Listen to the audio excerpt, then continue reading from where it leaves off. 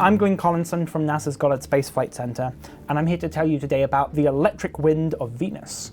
So Venus is cool. Venus is awesome. Venus is, in many ways, one of the most Earth-like planets that we know of.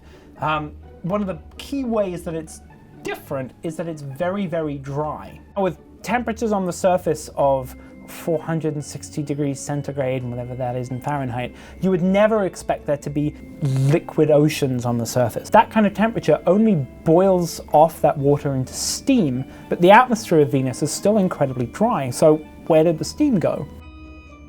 So to talk about how we remove something from a planet, we're going to have to talk about two forces of nature.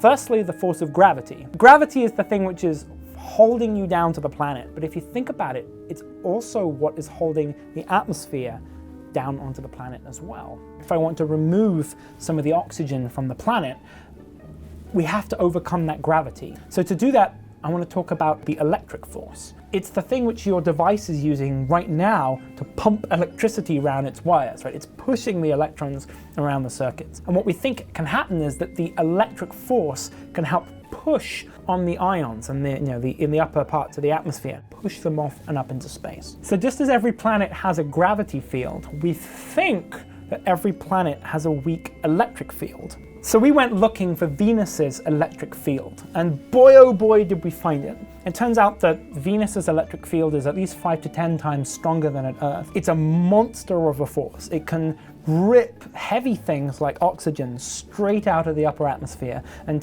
send them kicking and screaming off into space.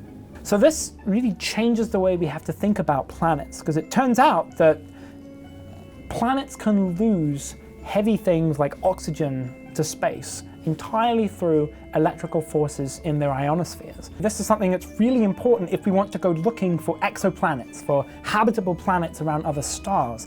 It is no good having conditions perfect for an ocean and an atmosphere that you might want to breathe if some invisible force is going to come along and rip it all off into space.